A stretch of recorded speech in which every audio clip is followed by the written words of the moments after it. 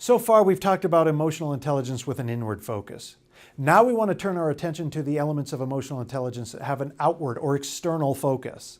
In this segment, we're going to talk about empathy. And I think you're going to be surprised at how broadly we define empathy.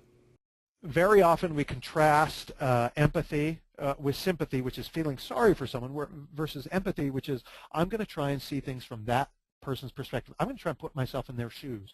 Now, contrary to what some people think, this does not mean that I have to have had the exact same experience as you, right? I don't have to have lost a parent to demonstrate empathy to someone who just lost a parent.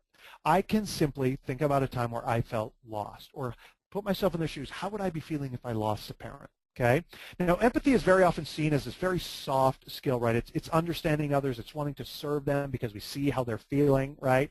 I love this from Carnegie, who we'll be talking about here in a second, that a person's toothache means more to that person than a famine in China, which kills 1 million people, which feels really heartless, right? But in that moment, that person's toothache, if we're feeling empathy for them, we understand, oh boy, that's a tough thing, right? But there's a harder side, for lack of a better term, a harder side to empathy, and that's appreciating diversity. Okay, I can appreciate real diversity, not cosmetic diversity necessarily, but real differences in experiences, opinions, ideas, personalities, if I am empathetic, if I can put myself in the shoes of other people, if I can try and see things from their perspective, right?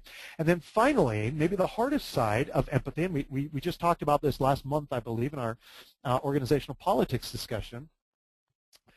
Empathy, those that are empathetic, that can put themselves in other people's shoes, tend to have a higher political acumen, okay? They don't make stupid decisions politically, right? They base their things on their decisions on power dynamics and what they say and what they do on a healthy political awareness, okay? And I love this from Kouzes and Posner, who many of you have read. They wrote The Leadership Challenge. The best leaders are and have been those who are the best observers of the human condition. Leaders pay attention. They're observing. Okay, they're not just so. In other words, empathy isn't just the "oh, they're there" kind of thing, as important as that might be from a leader, right? There's also this idea of I'm gonna get in the mind of my potential competitors, or my power rivals, or maybe I know I want a promotion at some point. I know there are others in the organization that want it too. I'm going to be political, not unethical, not Machiavellian, but I'm going to be aware. I'm going to be empathetic. I'm going to put myself in people's shoes. Okay, really important part of emotional intelligence here. I want you to look at this. This is not empathy, by the way, as much as it might seem like it. I've just always loved this strip here because I know some elderly women that probably feel this way. But anyway, this is not a case of empathy.